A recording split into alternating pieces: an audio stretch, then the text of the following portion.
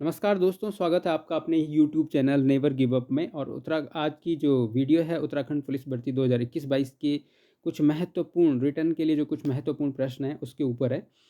And उसके बाद हम थोड़ा-सा ये देखेंगे कि देखो, आपको ये वीडियो को मिस नहीं करना है, पूरा वीडियो देखिए। भले ही इसमें आपको कुछ क्वेश्चन ये लग सकते हैं कि भाई बहुत इंपॉर्टेंट नहीं है, लेकिन एक नंबर भी वहाँ पे बहुत मैटर करता है। अगर कोई क्वेश्चन फँस गया पेपर में, अगर आप उसको नहीं कर पाए, तो एक नंबर से भी सिलेक्शन बच्चों का रह जाता है। इसलिए मैं नहीं चाहता हूँ कि आपका सिलेक्शन रहे, और इसलिए वीडियो को पूरा देखना है आपने, कंप्लीट देखें वीडियो को। और लाइक ज़रूर कर दें वीडियो को। देखो, लाइक करने से कुछ नहीं जाता है। अगर आप चैनल पे नए हैं तो सब्सक्राइब भी कर देना और वीडियो को लाइक ज़रूर कर देना, ठीक है? इससे मुझे मोटिवेशन मिलता है आपके लिए और वीडियो बनाने का। और इसके अलावा बहुत सारे बच्चे कमेंट कर रहे हैं। मैंने एक पुलिस दूरसंचार विभाग में हेड कांस्टेबल की जो भर्ती आ रखी है, उसके उसमें इंटरमीडिएट फिजिक्स और मैथ्स और इंग्लिश मांग रखा है।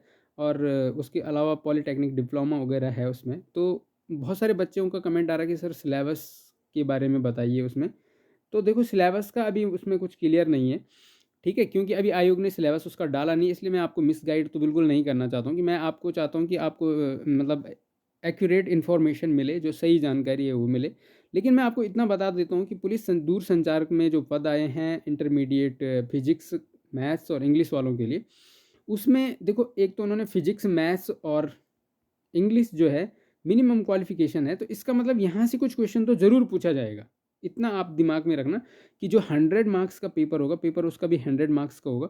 और उसमें आपका 50 मार्क्स का तो शायद उत्तराखंड जीके हो गया, ठीक है?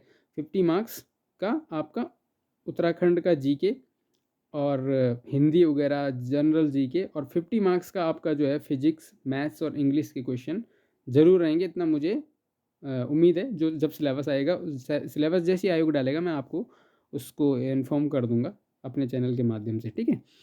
तो चलो, आज की वीडियो शुरू करते हैं और देखते हैं कुछ महत्वपूर्ण प्रश्न जो आपके आगामी परीक्षाओं में काम आने वाले हैं। तो ये है आपका आज का पहला प्रश्न। देखो, मैं आपको ये जो भी क्वेश्चन करा रहा हूँ, ये मेरे पे एक बुक है, इसमें सारे पुराने पेपर हैं। और आपको पता ही है कि पुराने पेपर किसी भी परीक्षा के लिए एक बहुत महत्वपूर्ण चीज़ होती है। तो इसलिए इन प्रश्नों को आप बिल्कुल भी मिस ना करें, क्योंकि पुराने पेपर से लगभग 20 to 30% क्वेश्चन आते हैं। मेरा एक्सपीरियंस भी है। और आप किसी भी टॉपर के इंटरव्यू देखेंगे तो वो आपको सबसे पहले यही बोलेगा कि आप पुराने क्वेश्चन पेपर को ज़रूर पढ़ें, उससे आपको आइडिया मिलता है, उससे बहुत सारे क्वेश्चन रिपीट होते हैं। तो आज का ये जो पुराना पेपर है, इसमें से देखते हैं। पहला क्वेश्चन है आपके लिए, ध्वनि तरंग का वेग सबसे अधिक होता है तो ठोस में सबसे अधिक होता है। क्वेश्चन नंबर 2, एक अश्व शक्ति बराबर होता है 746 वाट। कई बार ये क्वेश्चन आ सकता है, ये थोड़ा स्टार कर लेना इस क्वेश्चन को, बहुत बार क्वेश्चन में पूछा गया है। एक प्रकाश वर्ष बराबर होता है तो 9.46 इंटू 10 की पावर 15 मीटर। और कार्य का मात्रक क्या होता है? जूल, बहुत बार पूछा जा चुका है, स्टार कर दीजिए। एम्पियर किसका मात्रक है? विद्युत धारा का मात्रक। पारसेक किसकी इकाई है? दूरी की इकाई है। ठीक, नेक्स्ट क्वेश्चन चलते हैं।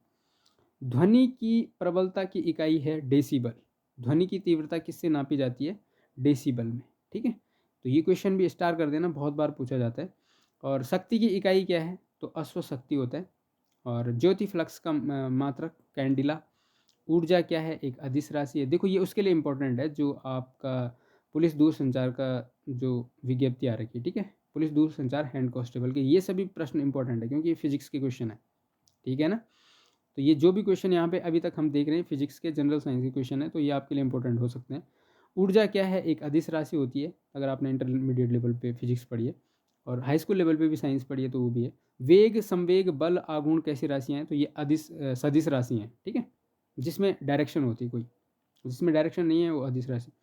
अच्छा, रॉकेट किस सिद्धांत पर कार्य करता है? तो ये संवेग संरक्षण के सिद्धांत पर कार्य करता है। इंपॉर्टेंट क्वेश्चन है, देख लेना आप। ध्रुवों पर शरीर का वजन कितना होता है? तो ध्रुवों पर क्या होता है? शरीर का वजन बढ़ जाता है, ठीक है? अब एक नेक्स्ट क्वेश्चन है। क्वेश्चन चलो गलत छपा था, मैंने सही कर दिया। पानी का घनत्व तो सबसे अधिक होता है कितने डिग्री सेंटीग्रेड पे सबसे अधिक होता है? तो 4 डिग्री सेंटीग्रेड पे सबसे अधिक होता है पानी का घनत्व। तो 0 डिग्री मत कर देना, ठीक है? 0 डिग्री पे नहीं होता है। पानी का घनत्व तो सबसे अधिक होता है 4 डिग्री सेंटीग्रेड पे। बहुत बार पूछे जाने वाला क्वेश्चन है। समुद्र में प्लवन करता हिमखंड का कितना भाग सतह से ऊपर रहता है? तो 1/10वां भाग सतह से ऊपर होता है। जैसे ये समुद्र का लेवल है, और यहाँ पे कोई हिमखंड जो है तैर रहा है, तो उसका 1/10वां भाग ऊपर रहता है, यानी कि 10वां हिस्सा जो है ऊपर रहता है, बाकी नीचे रहता है पानी में। ठीक है,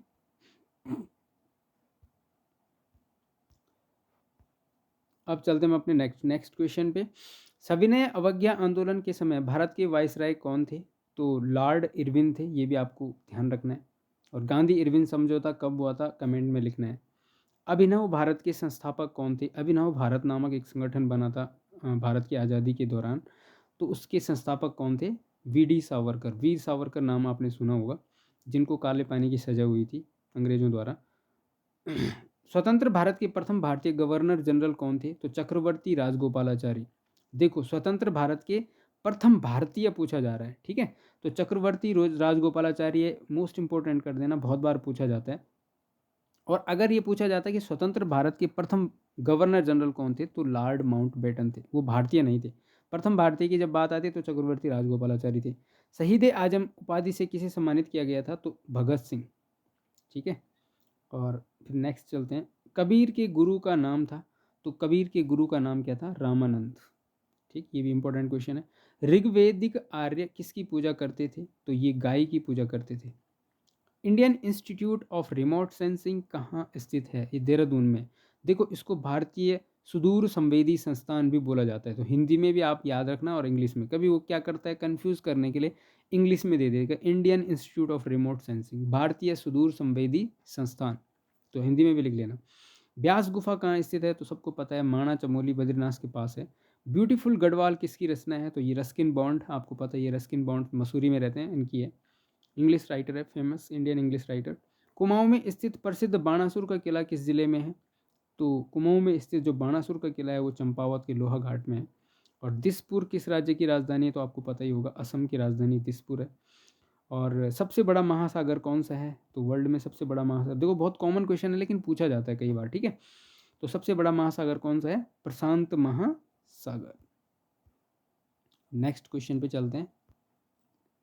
अब नेक्स्ट है, मध्य रात्रि का सूर्य कहाँ दिखाई देता है? तो आप सभी को पता है, मध्य रात्रि वाला देश किसको बोला जाता है? नॉर्वे को। सबसे चमकीला ग्रह कौन सा है? शुक्र। देखो ये सारे शुक्र बहुत इंपॉर्टेंट है, इसलिए आप ये सारी चीज़ें नोट कर लेना। सबसे चमकीला ग्रह भी शुक्र है।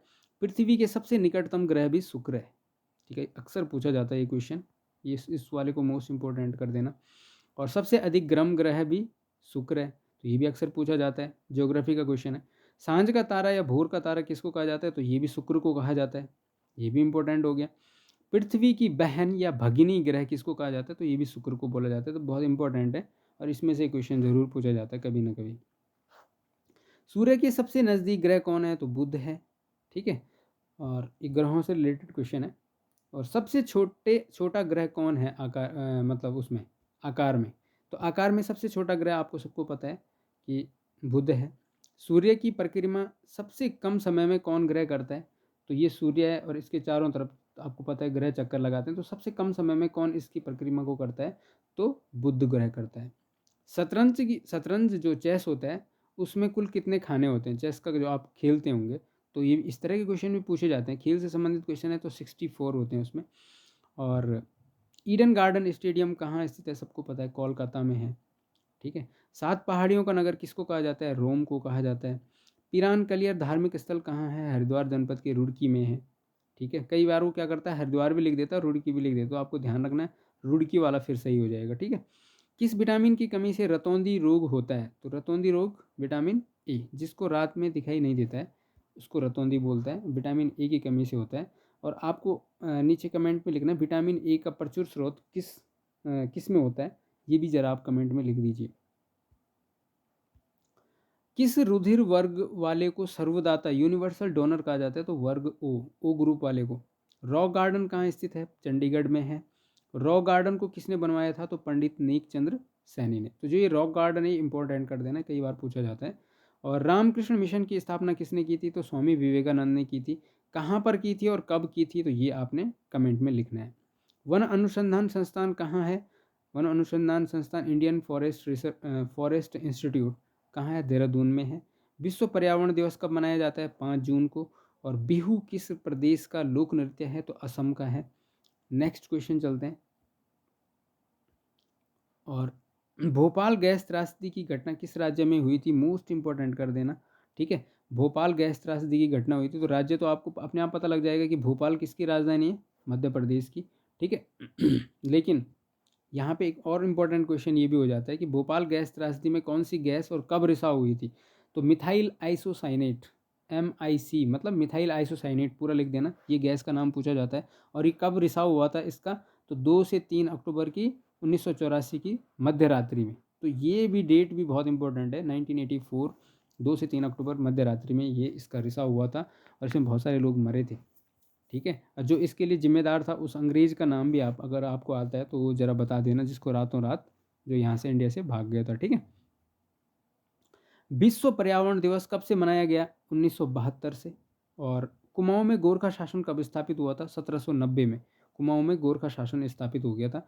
और गढ़वाल में आपको लिखना है जब खुड़बुड़ा का युद्ध हुआ था, ठीक है, जिसमें प्रद्युमन साहब वीर गति को प्राप्त हो गए थे, उसके बाद गढ़वाल पे भी उनका शासन स्थापित हो गया था। कब हुआ था ये खुड़बुड़ा का युद्ध, ठीक है। सरयू तथा गोमती नदी का संगम कहाँ होता है, तो बागेश्वर में सरयू और गोमती नदी का संगम होता है। तो बागोस करके आप याद रख लीजिए, बागोस। तो बा से बागेश्वर, गौ से गोमती और सा से सरयू नदी। तो इस तरीके से याद किया करिए। और अगर वीडियो अच्छी लगी है तो वीडियो को लाइक ज़रूर करना, तभी आपके लिए आगे वीडियो बनती रहेगी। Thank you for watching, and इस वीडियो को शेयर ज़रूर कर देना अपने दोस्तों से। और चैनल पे नए हो, कोई क्वेश्चन पूछना चाहते हो, आपका कोई क्वेश्चन है तो आप नीचे कमेंट में ज़रूर पूछ दीजिए। Thank you for watching.